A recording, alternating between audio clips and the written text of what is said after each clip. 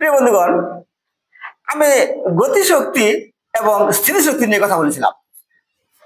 আসলে বিজ্ঞানের দুইটা অবস্থা আছে, একটা তার তথ্য এবং তত্ত্বগত দিক, আরেকটা তার প্রায়োগিক দিক। বিজ্ঞানকে বেশিরভাগ সময় যদি প্র্যাকটিক্যাল বোঝানো হয়, বাস্তব অবস্থা নিয়ে আলোক করা হয়, তাহলে ওইটা কিন্তু স্টুডেন্টদের মধ্যে সবচেয়ে বেশি হৃদয়গ্রাহী, চিত্তাকর্ষক হয়। আমরা জানি স্থিতিশক্তির ক্ষেত্রে একটা বস্তু তার অবস্থার পরিবর্তনের জন্য বস্তুর মধ্যে শক্তি সঞ্চিত হয়। যেমন আমরা যদি এই গুটিটা কথা চিন্তা করি, যখন এই টেবিলের উপর থাকে তখন মূলত তার অবস্থা এখানে আছে বইলা তার ভিতরে কাজ করার কোনো শক্তি সঞ্চিত নাই। আবার যদি একটু উপরে তুলি তখন এর ভিতরে কিন্তু শক্তি সঞ্চিত হয়। উদাহরণ, যখন আমরা ছেড়ে দিব তখন কিন্তু এটাতে শব্দ হয়, তার মানে আঘাত করে, তার মানে আঘাত করার শক্তি এখানে কিন্তু সঞ্চিত হয়।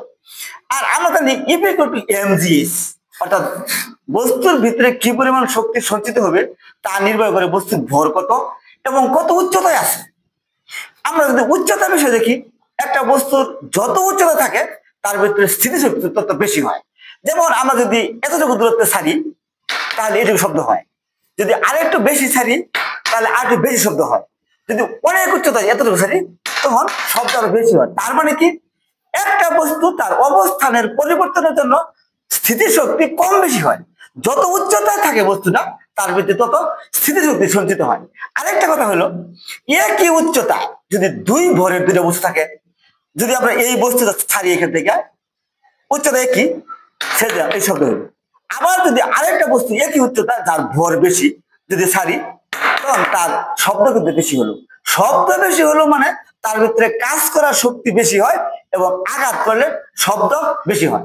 তার মানে কি শিখলাম, একটা বস্তুর মধ্যে স্থিতিশক্তি বৃদ্ধি বা হ্রাসের ক্ষেত্রে তার উচ্চতার উপর নির্ভর করে এবং তার ভরের উপর নির্ভর করে। ধন্যবাদ সকল।